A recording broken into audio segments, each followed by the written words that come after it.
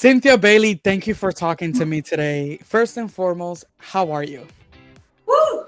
I am amazing, actually. It's been a lot going on for me for the past couple of weeks. Yes. And I am here in New York City again. I think I ran into you at BravoCon. Yes, we did. And I came back to do some promotions for Seagram's Escapes, my partnership with them.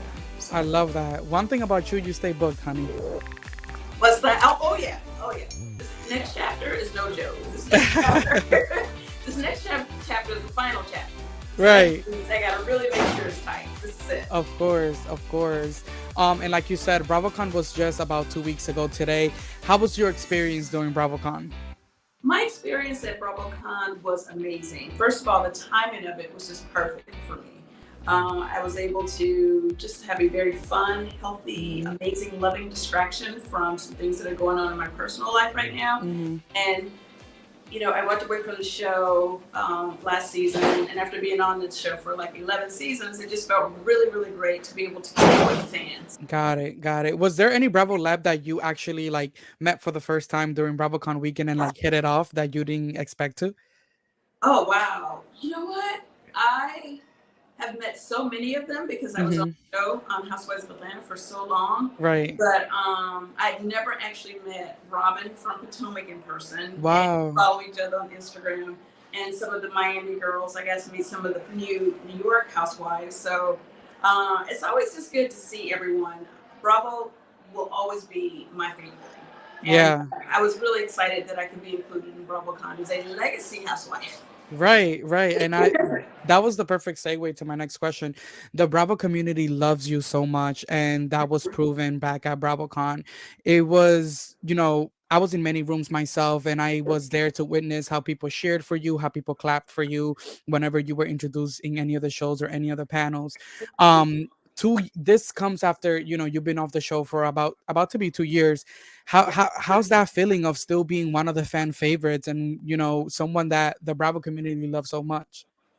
It feels really, really good. It was important to me when I decided to transition to still have a great relationship with the network, stay connected with my fans.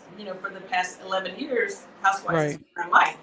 And right, although I am moving into, I'm an actress now, my heart is still always with Housewives. I mean, right. the platform has been just so amazing for me, and I will always feel I would always want to be included in the Bravo family because they truly, I mean, just the day I decided to even join the show, completely changed my life. So, of course, just because this was kind of like one of the biggest things that when we said we were in having an interview today, we kind of got some questions. We know that right before BravoCon, you and Mike jointly put out that statement that you guys were going your separate ways. How are you doing? How is Mike doing? And I know that BravoCon came at such a perfect time. Oh yeah. But just mental health check in with you. Oh, I appreciate that so much. I'm doing fine. Mike is doing fine. This was not an overnight decision, so we've been Of course. privately thinking about this for a while now. But it actually feels good to just go ahead and put it out there and just to move forward. I know, I believe that friendship is the nucleus of any marriage, and Right. Mike and I were friends before we got married, and I'm really glad that we're able to be friends, as we go our separate ways. Right, right. And are you staying in LA? I know right now you're in New York City, but are you planning to stay in LA or is Lake Bailey back active? Lake Bailey is active. It's always been active. I was spending more time in LA, obviously, to be with my husband, and also my acting work takes me to LA a lot more.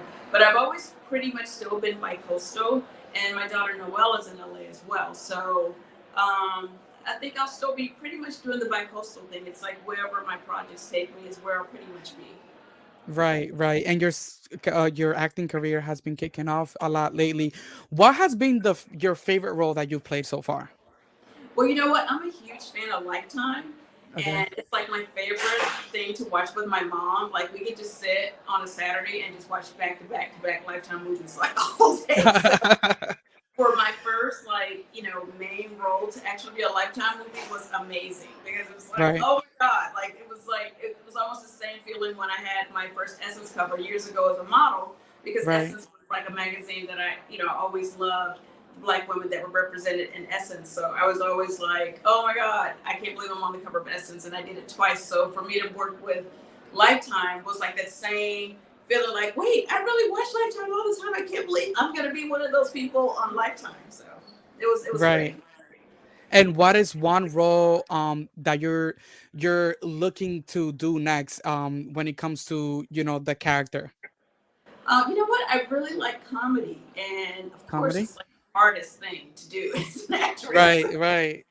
But I just finished pilot season, and I had a lot of callbacks. I did a chemistry test for I know, like I made it to a chemistry test for a really big Netflix show. So I think I'm on the right track. And Great. That's amazing, I Cynthia. know, isn't that crazy? So I felt really good. Everything is like a victory when it comes to acting, because it's so hard, it's so competitive, and to be this early, because it's like I haven't been doing it that long. I haven't been focused on it that long, Right. and for me to even have these little small victories. I haven't landed some crazy big part yet, but I really feel like I'm growing, I'm evolving as an actress, and I have great relationships with the people that I work with. I take it Yeah. seriously. It's important for me for them to respect me coming into this lane, because I respect, the craft. I respect the other amazing actors and actresses that I work with. So Right. I'm just very excited that it feels like, I'm on the right path. Right, right. And listen, you're working towards it. And I always say that when you work towards something and you actively are putting in work for that dream, God, some way, somehow, is going to open that door for you to walk through. I believe that. And Noel's dad is an actor. So I've been in the acting world. And I just remember, Right. even when he played the role of David Ruffin for The Temptations, he's like more of a method actor. I Hmm. remember like him just never coming out of character until the movie wrapped. And it was like a couple of months. Like he dressed, even like when he wasn't filming, he dressed like, that, David Ruffin.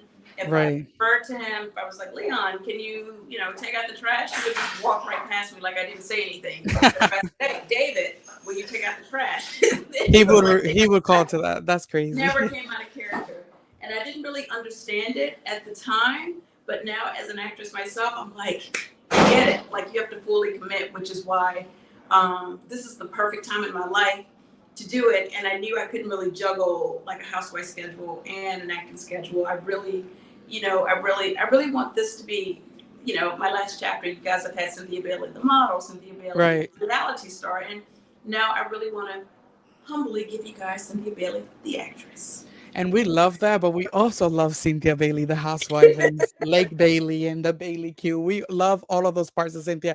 What do you say to the Raw fans that, especially after the last season, are calling for your comeback? Oh, it feels good. It always feels good to be wanted. And I have to admit, I kind of got bit by the Bravo bug again, just being at BravoCon, because Yeah. the fans gave me so much love. They were like, please come back. It's not the same without you. We miss you. Yeah. We miss you.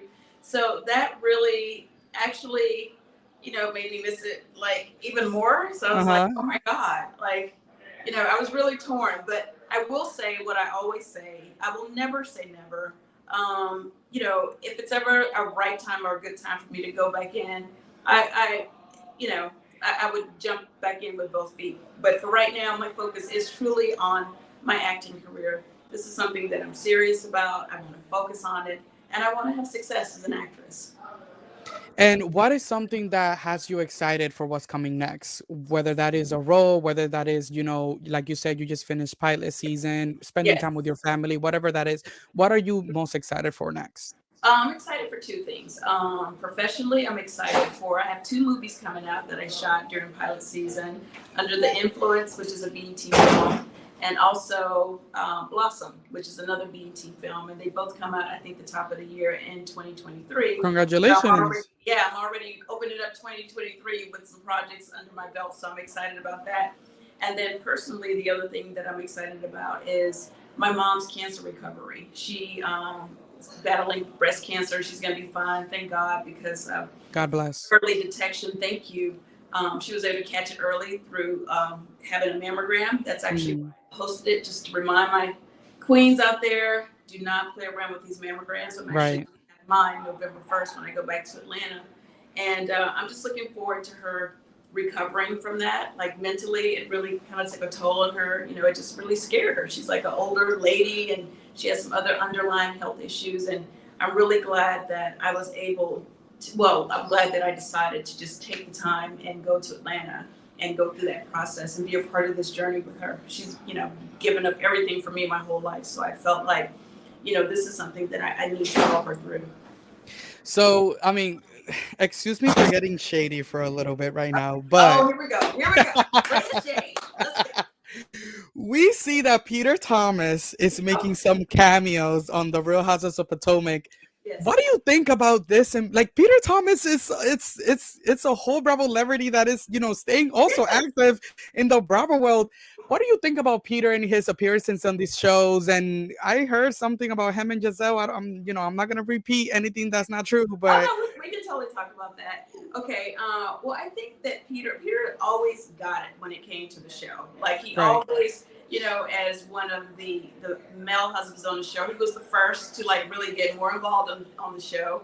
He was the Mhm. why Andy brought it, all the guys to watch What Happens Live. Like he was just very like if he's on TV, he's going to be on TV. Right. And you know, I applaud him for that because you know, there's a lot of great seasons that we did together, and you know, he Right. kept me in trouble quite a bit. You know, going back and forth with the girls. So I'm like, listen, can you Mhm. just be quiet because I have to deal with these ladies. But Right. in any case, you know, you can't take away what he has brought to the show, the years that we were Right. actually on it together. And you know, he has his beautiful restaurants.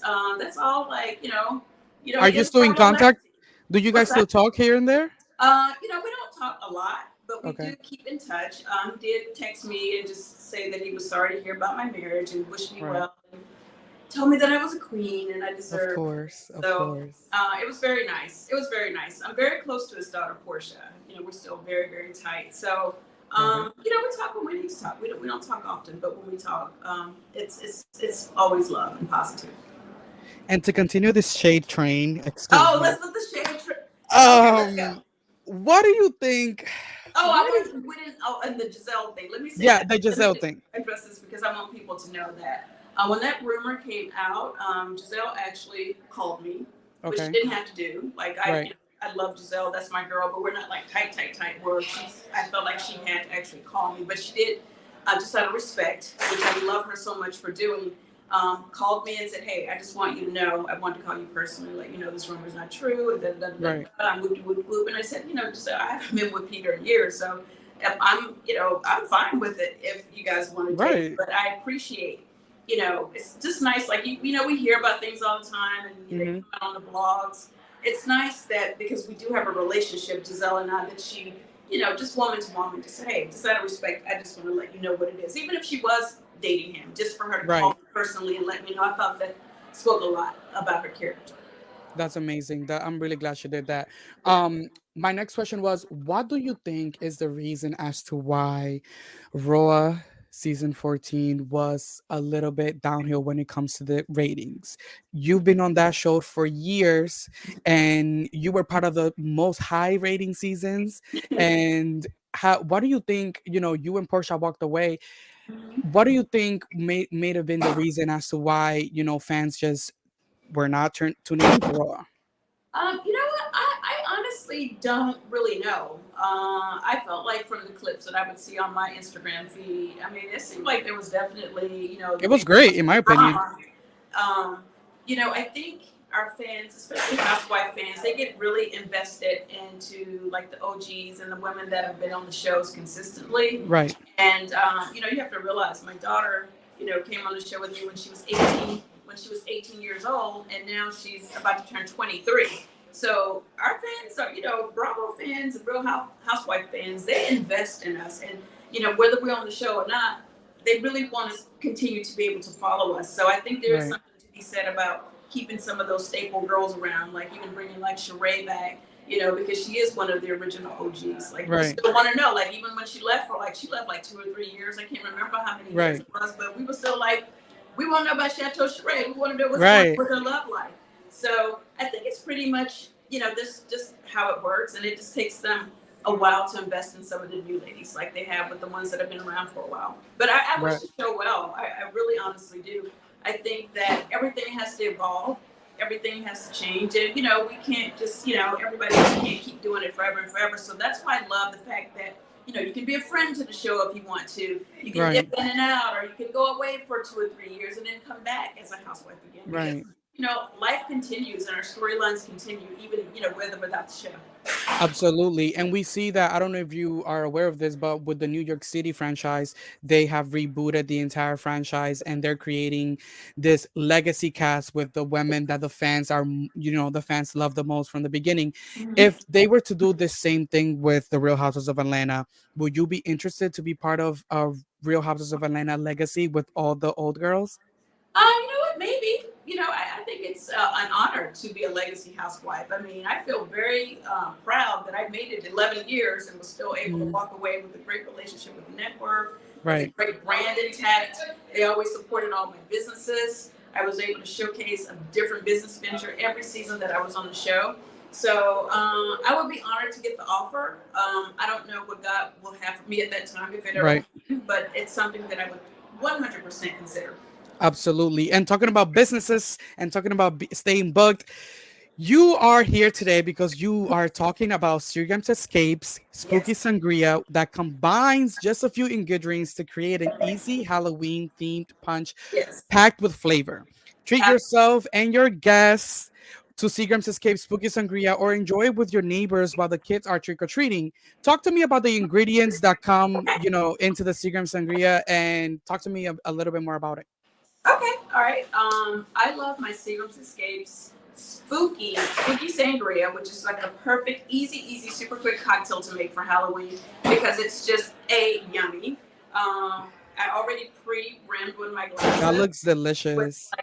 like food gel that you Yeah. put on like cookies and cakes and stuff. So it's supposed Uh-huh. to represent blood. I put my fruit in already. Here's a picture that's already done. But the star of this drink is the Seagram's Escapes strawberry daiquiri here. So Right. basically, all you do is the recipe is on Seagram'sEscapes.com. But the great thing about our recipes, you can really just kind of customize them for however you want them.